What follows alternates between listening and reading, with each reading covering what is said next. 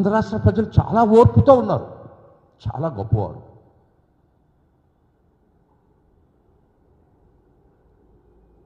ఈ పరిస్థితుల్లో ఇన్ఫ్యాక్ట్ ప్రతి వ్యవస్థని నిర్గార్చారే. వారు సోషల్ మీడియాలో ఈ 2024 ముందర 23, 22, 19 పెట్టినట్టు పోస్టింగ్లు 4 సంవత్సరాల తర్వాత మీరు రిపోర్ట్లు ఇస్తే అవి రిజిస్టర్ చేసి మల్టిపుల్ ఎఫ్ఐఆర్స్ పెట్టి ఒక కేసులో బెయిల్ వస్తే జైలు బయటనే వ్యాన్ పెట్టుకొని ఇంకొక కేసులో అరెస్ట్ చేసి 20-25 కేసులు ప్రతి వ్యక్తి మీద పెట్టింది నిజం కాదా?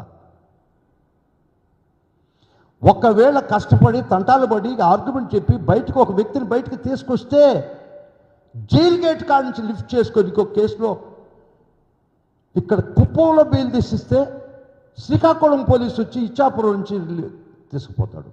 మరి ఇచ్చాపురం పోయి బెయిల్ పెట్టుకుంటే హిందూపురంలో ఒక వ్యాన్ వచ్చి హిందూపురం తీసుకుపోతుంది. మరి హిందూపురంలో వాడికి బెయిల్ పెట్టుకుంటే మార్కాపురం పోలీసు వచ్చి తీసుకుపోద్ది. మరి మార్కాపురం కేసులో బెయిల్ పెట్టుకుంటే అద్దంకోడు వచ్చి తీసుకుపోతాడు. ఒక వ్యక్తిని, ప్రతి ఒక్క వ్యక్తిని, ఇది ఎక్కడైనా చూసావా లీగల్గా? మీరు అడగచ్చు, నువ్వు న్యాయవాది కదా ఏం చేస్తున్నావు అని. చేస్తున్నావు, పోరాడుతున్నావు. It's a fight between mighty state and the meek individual. A fight between the mighty state and a meek individual. It is nothing but a state-sponsored terrorism. రాజ్య హింస. ఇది సమూహంగా ఒక ప్రజలందరూ కలిసి వాళ్ళ గొంతు వినిపించకపోతే ఏ ఒక్కరు గొంతు వినపడనివ్వరు. మీడియాలో రాదు, ఎవరి బాధ కనపడదు, ఎవ్వరి మాట వినపడదు, విననివ్వరు. అదృష్టంగా సోషల్ మీడియా వచ్చింది, అట్లీస్ట్ సమ్ ప్లాట్ఫామ్స్, అట్లీస్ట్ ప్రజల గొంతుక ఈ రాష్ట్రంలో జరుగుతుంటే అన్యాయం అక్రమాలు అట్లీస్ట్ కొంతవరకైనా ప్రజల దృష్టికి తీసుకుపోయింది. Hats off to the social media. వారు కూడా లేకుండా ఉంటే వార్ వన్ సైడేనా? మీరు చెప్పిందే వేదమా? మీరు చూపించిన చట్టమా? మీరు చెప్పే నీతులా?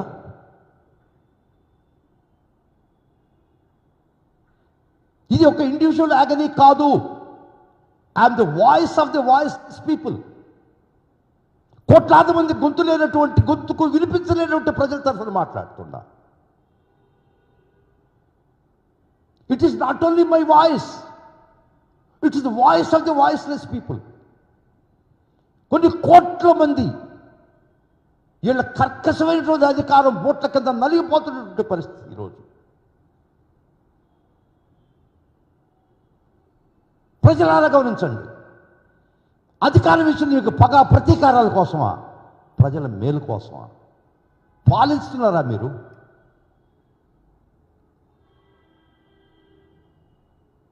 పాపం ఎప్పుడో ఎవరు చెప్తుంటారు రాజ్యహింస రాజ్యహింస అని. నేను ఒక వయసులో చిన్నప్పుడు నాకు అర్థమయ్యేది రాజ్యహింస ఏంది, రాజ్యం ఎందుకు హింసిస్తుంది అని. మేధావులు చెప్పేవాళ్ళు రాజ్యహింసల గురించి మాట్లాడేవాళ్ళు. నాకు అప్పుడు అంత అవగాహన ఉండేది లేదు. Since my adolescence days I used to hear రాజ్యహింస అంటే రాజ్యం ఏంది హింసించకిస్తాను అనుకునేవాడిని. పాపం అరిసి వారు చచ్చిపోయినారు, బలైపోయినారు వారు చాలామంది.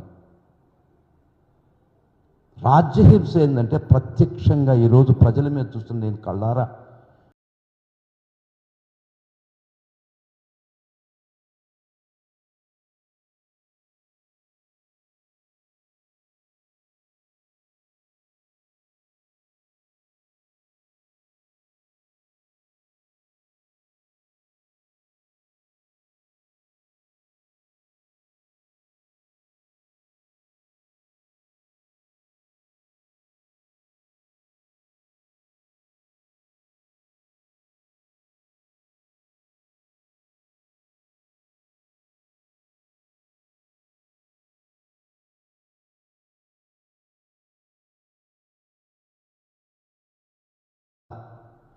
Can we treat it as a law and order breakdown? No. If an individual commits breakdown of the lights, law and order breakdown. If the states break down the law, it's a constitutional breakdown.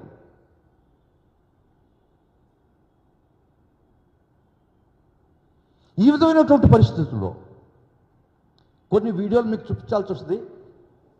అధికారంలో ఉన్నట్టు ఒక వ్యక్తి ఒక మాజీ ఎమ్మెల్యేని ఈ తాడిపత్రిలో అడుగు పెడితే చంపేస్తా అని పబ్లిక్గా, I can play it all these things before you. ప్రజలారా చూడండి, మీరు కూడా చూసుంటారు ఆ స్టేట్మెంట్. తన కాన్స్టిట్యుయెన్సీకి తను పోదలుచుకుంటే పోలీస్ అడ్డకిచ్చేది నాకు అర్థం కాలేదు. తన ఒక ఎమ్మెల్యే స్థాయి వ్యక్తికే ఈ విధమైనటువంటి ఆటంకాలు చేస్తే సామాన్యుడి పరిస్థితి ఏంది ఈ రాష్ట్రంలో? మీరు ఒక స్లోగన్ చెప్పేవాళ్ళు, Andhra is in safe hands అంటే.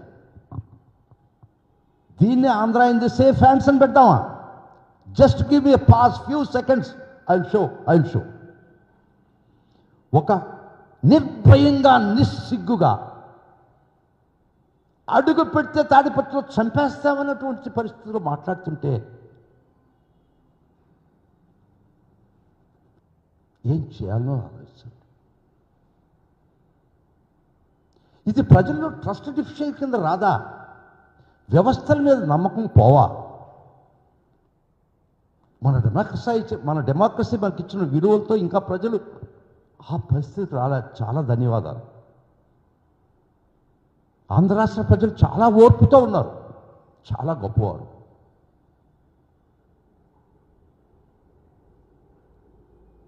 ఈ పరిస్థితుల్లో ఇన్ఫ్యాక్ట్ ప్రతి వ్యవస్థని నిర్గార్చారే.